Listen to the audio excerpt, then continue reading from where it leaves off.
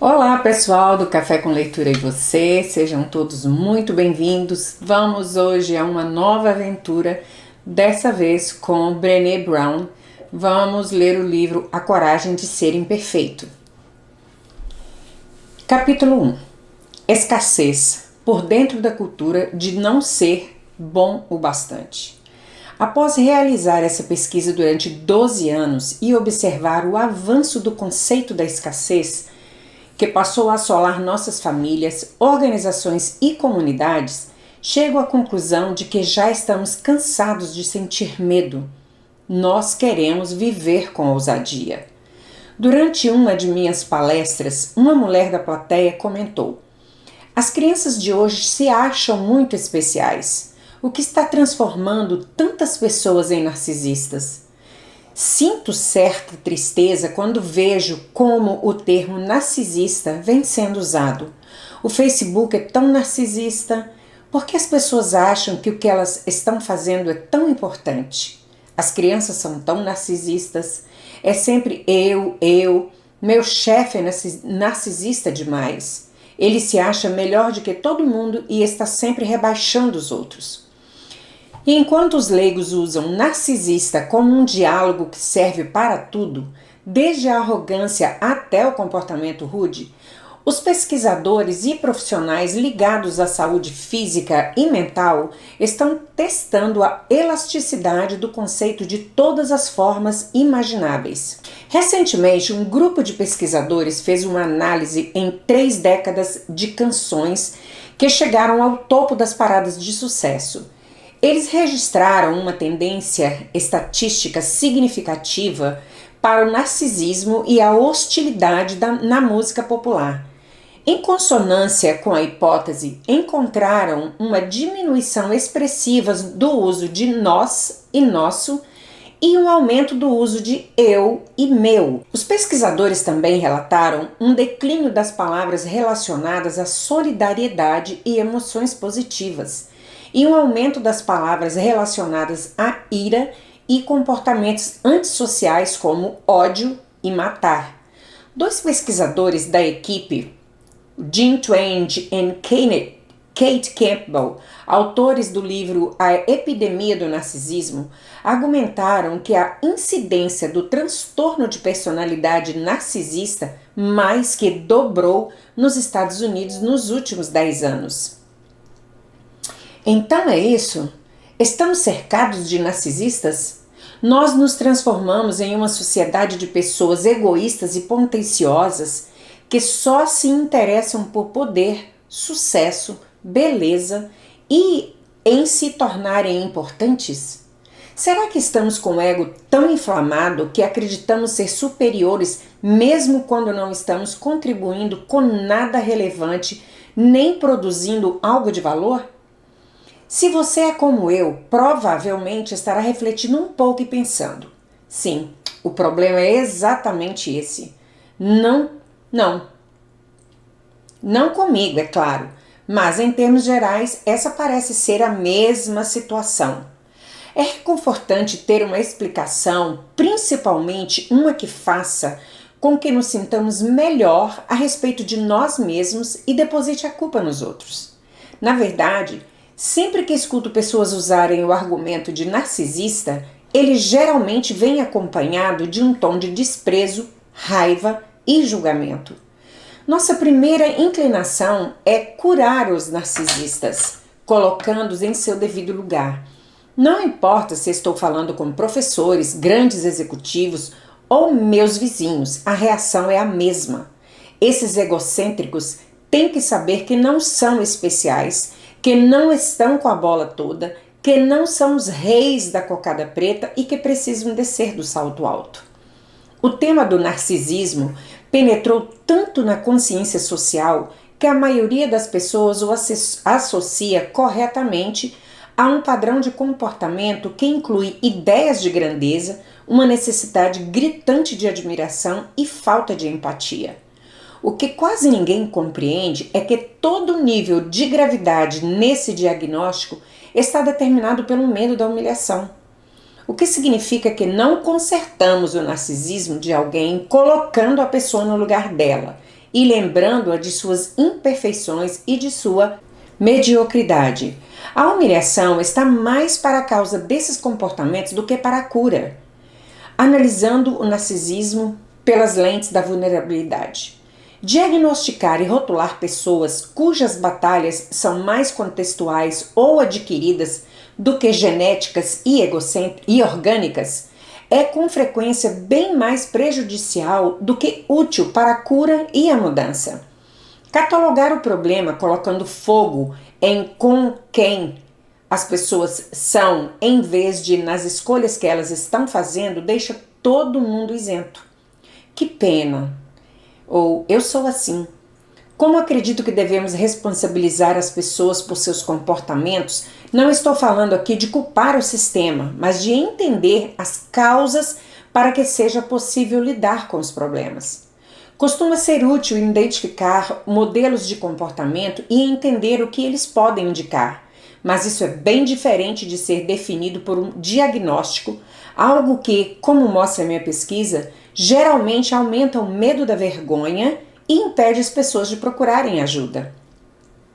Precisamos compreender essas tendências e influências comportamentais, mas considero mais proveitoso e até mais transformador, em muitos casos, examinar os modelos de comportamento pelas lentes da vulnerabilidade. Por exemplo, quando analiso o narcisismo sob esse ponto de vista, enxergo o medo da humilhação de ser alguém comum. Identifico o receio de nunca se sentir bom o bastante para ser notado, amado, aceito ou para perseguir um objetivo. Algumas pessoas, o simples ato de humanizar problemas lança uma luz importante sobre eles, luz que muitas vezes se apaga no minuto em que o rótulo estigmatizante lhe é lançado. Essa nova definição de narcisismo traz muita clareza e ilumina tanto a fonte do problema quanto suas soluções possíveis. Consigo ver com nitidez como e por que cada vez mais pessoas se esforçam para tentar acreditar que são suficientemente boas. Percebo uma mensagem subliminar por todos os lugares dizendo que uma vida comum é uma vida sem sentido.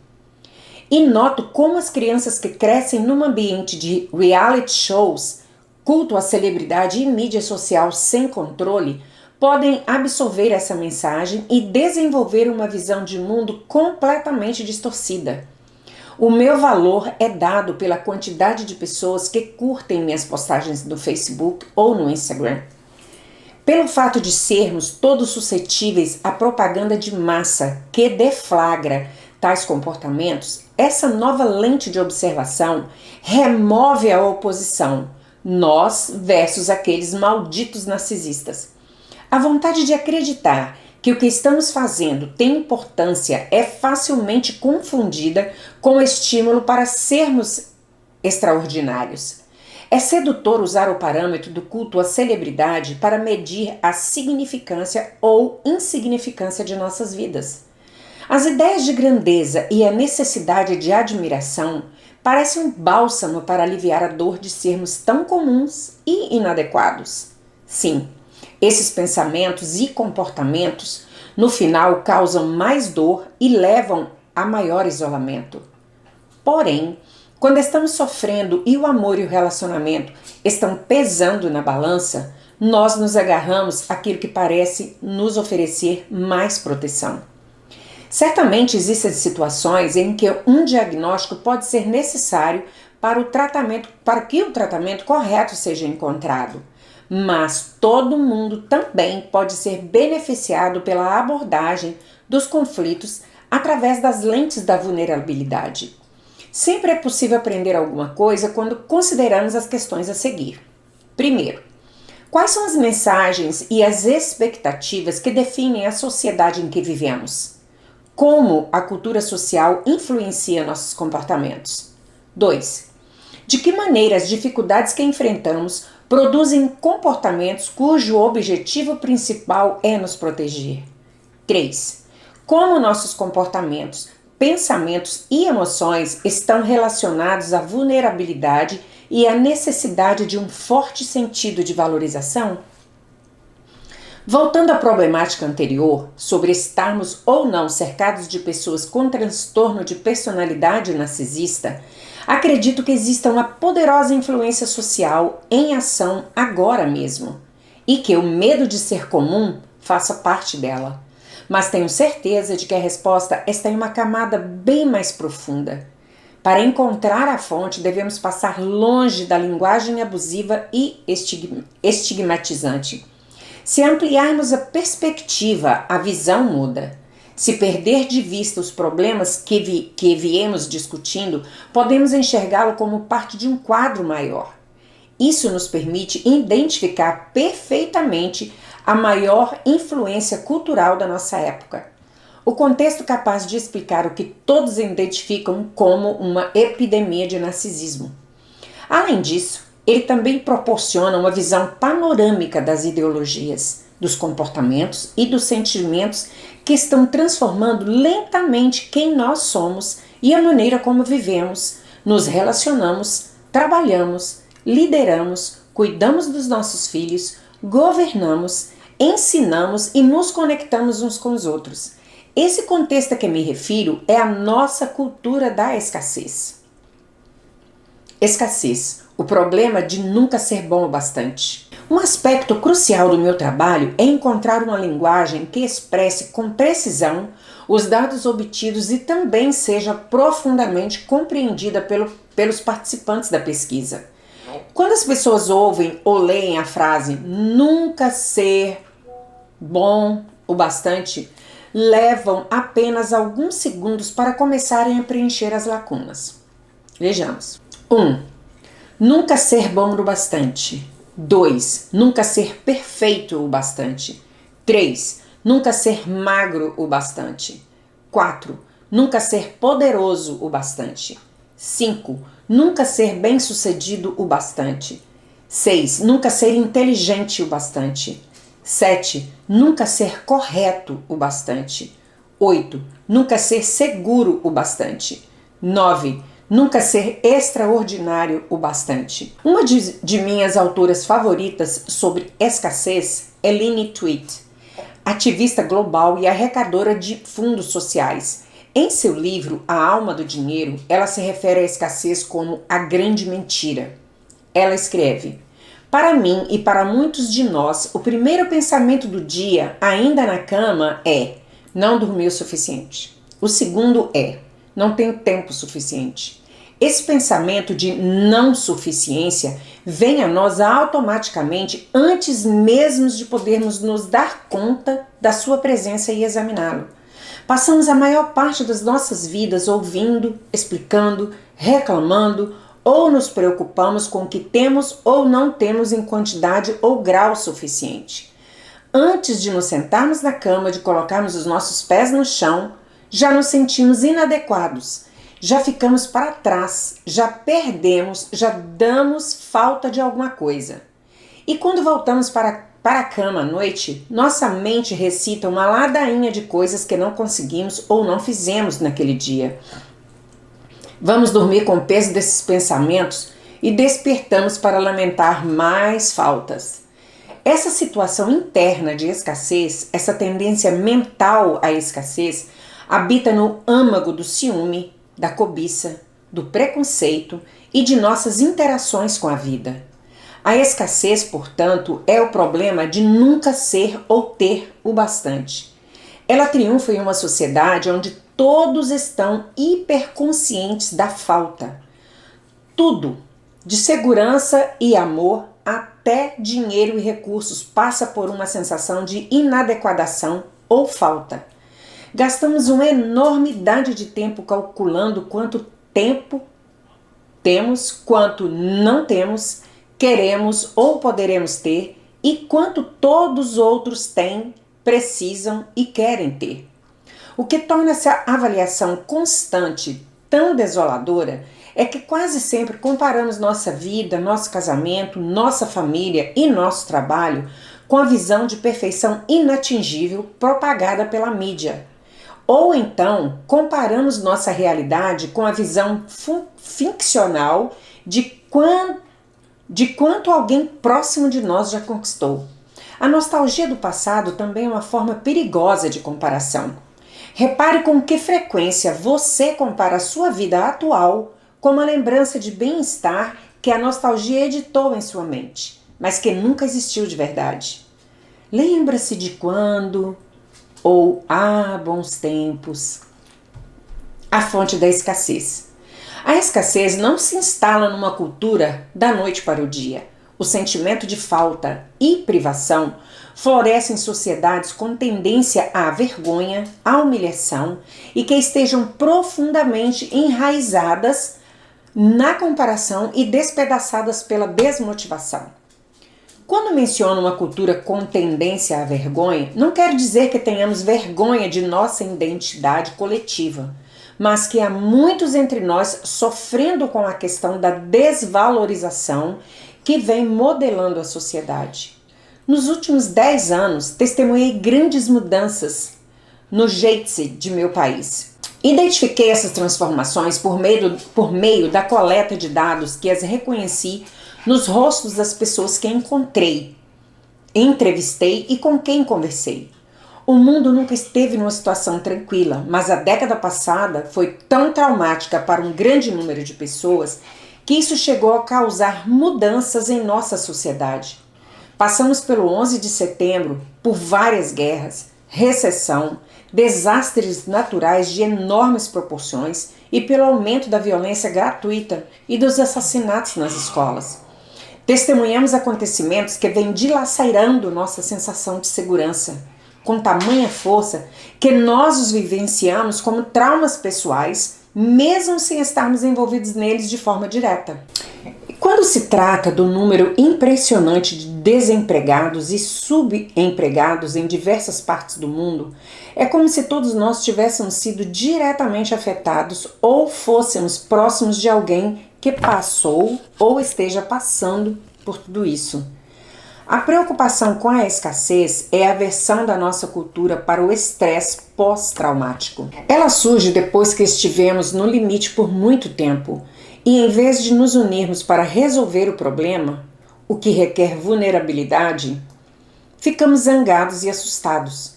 Não é apenas a sociedade mais ampla que está sofrendo. Encontrei as mesmas dinâmicas de isolamento e raiva nas microsociedades da família, do trabalho, da escola e da comunidade.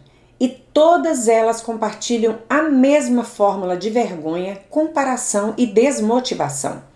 A escassez encontra terreno fértil nessas condições e as perpetua, até que uma massa crítica de pessoas começa a fazer escolhas diferentes e a remodelar os contextos menores a que pertencem. Um modo de pensar sobre os 3 componentes da fórmula da escassez e a maneira como eles influenciam a sociedade é refletir sobre as questões a seguir. Enquanto estiver lendo as perguntas, tenha em mente todos os ambientes ou sistemas sociais das quais você faz parte, seja uma sala de aula, em família, na comunidade ou talvez em sua própria equipe de trabalho.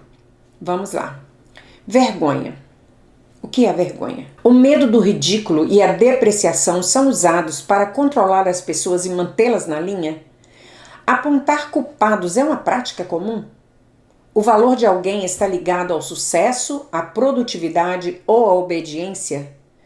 Humilhações e linguagem abusiva são frequentes? E quanto ao favoritismo? O perfeccionismo é uma realidade? Agora, quanto à comparação.